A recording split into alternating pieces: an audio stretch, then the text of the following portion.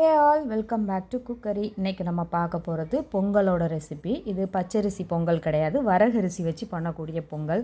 ஆமாங்க, என்ன பண்ணுறது, எல்லாருமே ஹெல்த் கான்ஷியஸாக எல்லாமே செய்யணும்னு நினைக்கிறாங்க. அப்படி சாப்பிடணும்னு நினைக்கிறவங்களுக்கு இந்த பொங்கல் ஒரு செம்ம ஆப்ஷனாக இருக்கும். இப்போ இதுக்காக நான் மிளகு, அப்புறம் பச்சை மிளகா, இஞ்சி, அதுக்கப்புறம் ஜீரகம், நார்மலாக பொங்கலுக்கு நம்ம என்னெல்லாம் பண்ணுவோம் அந்த மாதிரி எல்லா ஐட்டம்ஸையும் எடுத்து வச்சுருக்கேன். இதில் பச்சரிசிக்கு பதிலாக நான் வரகரிசி எடுத்திருக்கேன். வரகரிசி 1 கப்புனா சிறு பருப்பு 1 கப்பு. வரகரிசியை கழுவி 1/2 hour ஊற வச்சு வச்சுருக்கேன். இப்போ நம்ம இந்த பருப்பை வறுத்து எடுக்கணும். இது உங்களுக்கு நெய் நிறைய சேர்த்துக்கிருவீங்க, உங்களுக்கு ஓகே அப்படின்னா நீங்கள் நெய் போட்டு நெய்யில் வறுக்கலாம். நான் கொஞ்சம் நெய் அவாய்ட் பண்ணுறதுக்காக, கம்மி பண்ணுறதுக்காக வேண்டி நான் இதில் ட்ரை ரோஸ்ட் தான் பண்ணி எடுக்க போகிறேன். இப்போ ஒரு நல்ல அடிக்கனமான பாத்திரம் வச்சுக்கோங்க. அதில் நம்ம இந்த பருப்பு இருக்குல்ல, இதை கழுவி நல்லா காய வச்சுக்கோங்க. இப்போ நம்ம அதை போட்டு நல்லா வறுக்க போகிறோம். இது நல்ல ஸ்மெல் அதோட கலர் கொஞ்சம் சேஞ்ச் ஆகணும். அந்த அளவுக்கு ஆனதுக்கப்புறமா நம்ம இதை மாற்றிக்கலாம். அது வரைக்கும் பொறுமையாக சிம்மில் வச்சு நீங்கள் இதை வறுக்கணும். இது நல்லா வறுத்ததுக்கு அப்புறமா நம்ம நார்மலாக எப்படி குக் பண்ணுவோம் பொங்கல், அது மாதிரி தான் அரிசி பருப்பு சேர்த்து நல்லா 4 விசில் வச்சு இறக்க போகிறோம். இப்போ சோஷியல் மீடியாலாம் வந்ததுக்கு அப்புறமாவே எல்லாருக்குமே ஹெல்த்தை பற்றின அவேர்னஸ் ரொம்ப வந்துருச்சு. ஏன்னா ஒவ்வொருத்தவங்களும் ஒரு மாதிரியான விஷயங்கள் சொல்லும்போது அதை எடுத்து ட்ரை பண்ணுறதுல எல்லாருமே மும்முரமாக இருக்காங்க.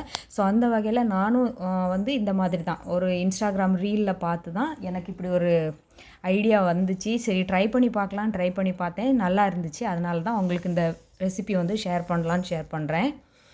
முன்னாடியெல்லாம் நார்மலாக தட்டில் அலுமினியம் தட்டில் சாப்பிட்டுட்டு இருந்தாங்க. அதுக்கப்புறம் ஸ்டீல் தட்டாச்சு. இப்போ மறுபடியும் எல்லோரும் பிராஸ் நல்லதுன்னு சொல்கிறதுனால பிராஸுக்கு இறங்குறாங்க.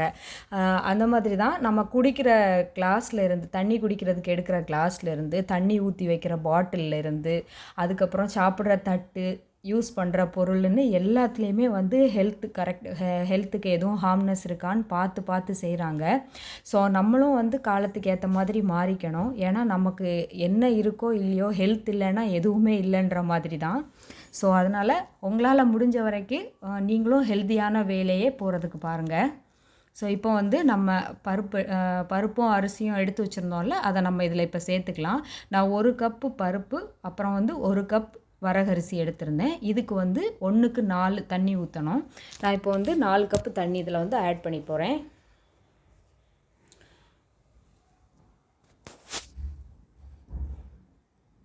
நாலுலேருந்து 5 கப்பு கூட நீங்கள் ஆட் பண்ணிக்கலாம். நம்ம இதை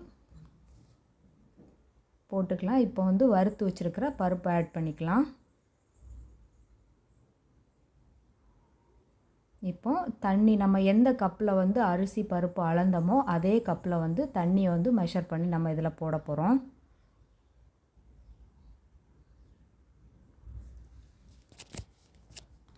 தண்ணி பக்கத்தில் எடுத்து வைக்க மறந்து போயிட்டேன், அதனால தான் கொஞ்சம் டைம் ஆகுது. இது தண்ணி ஊற்றிட்டு இதில் சால்ட்டு போட்டு 4லேருந்து 5 விசில் நீங்கள் வச்சு எடுத்துக்கோங்க. அப்போ தான் நல்லா குழைவாக கிடைக்கும். இதுக்கு காம்பினேஷன் சாம்பார், அப்புறம் சட்னி எதுனாலும் நீங்கள் சேர்த்துக்கலாம். ரெண்டுமே நல்லா தான் இருக்கும்.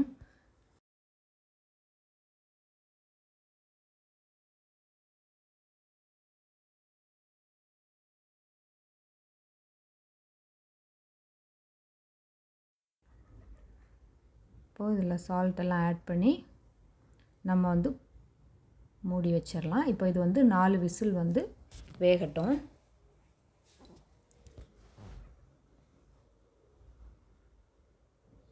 ரொம்ப ஈஸி தான், குயிக்காக ரெடி ஆகிரும்.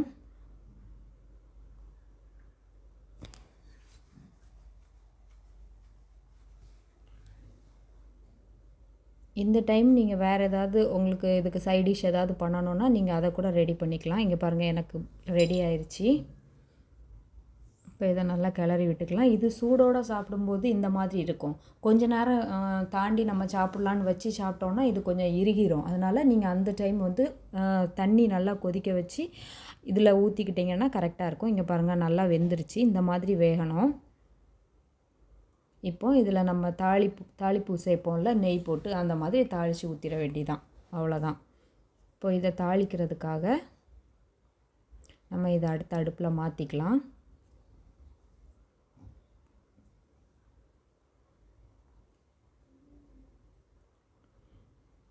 இதில் நெய் சேர்த்துக்கலாம். நெய் சேர்த்து கேஷ்யூ நட் இருக்குல்ல, உங்களுக்கு வந்து பெரிய பாத்திரத்தில் நீங்கள் போட்டு வறுக்குறீங்கன்னா எல்லாம் ஒரே டைம் பண்ணிக்கலாம். நான் வந்து இங்கே சின்ன இதில் பண்ணுறதுனால எனக்கு வந்து எல்லாத்தையும் ஒரே டைம் போட்டால் கம்ஃபர்டபுளாக இருக்காது. அதனால் நான் ஃபஸ்ட்டு கேஷ்யூ நட்ஸை வந்து ஃப்ரை பண்ணி எடுத்துக்கிறேன்.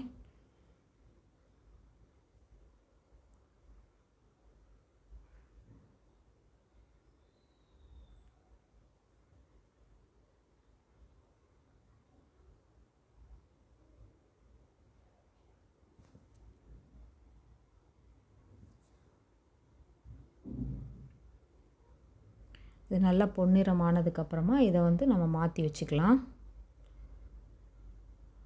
நான் இதில் வந்து இப்போ வறுக்கிறதுக்கு வந்து நிறைய நெய் சேர்க்கல, கடைசியில் மட்டும் கொஞ்சம் சேர்த்துக்கிருவேன். உங்களுக்கு நீங்கள் இப்போ பெரிய பாத்திரத்தில் பண்ணுறீங்கன்னா நீங்கள் நிறைய நெய் விட்டு கூட நீங்கள் பண்ணிக்கலாம். ஏன்னா எல்லாத்தையும் ஒரே டைம் ஃப்ரை பண்ணுறதுனால.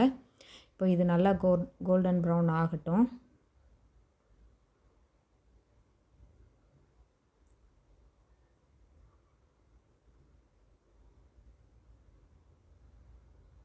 இப்போ இதில் வந்து நம்ம பெப்பர் இருக்குல்ல, அதை வந்து முழு பெப்பராக போட்டோன்னா அது வந்து வெடிக்கும். அதனால் நான் இதை வந்து லைட்டாக க்ரஷ் பண்ணி சேர்த்துக்கிறேன். 1-2 போர்ஷனாக உடஞ்சா போதும். அதுக்கப்புறமா சீரகம், அதுக்கப்புறமா கருவேப்பிலை, அதுக்கப்புறம் இஞ்சி, பச்சை மிளகா, இது இவ்வளோத்தையும் சேர்த்து நல்லா வதக்கிக்கிறலாம். இது கொஞ்சம் குக் ஆனதுக்கப்புறமா அடுப்பை ஆஃப் பண்ணிவிட்டு அதுக்கப்புறம் காயப்பொடி ஆட் பண்ணிக்கலாம்.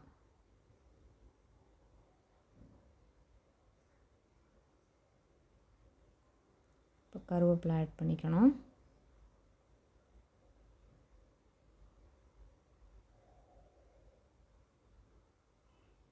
இது கரெக்டாக இருக்க மாட்டேங்குது. கொஞ்சம் அது ஹேண்டில் சைடு வந்து கொஞ்சம் வெயிட்டாக இருக்குதா, அதனால் அது வழுகிக்கிட்டே வந்துச்சு. அதனால தான். ஸோ முடிஞ்சிச்சு, அவ்வளோதான். இப்போ நம்ம இது முடிஞ்சதுக்கப்புறமா அடுப்பை ஆஃப் பண்ணிவிட்டு இதில் காயப்பொடி வந்து ஆட் பண்ணிக்கலாம்.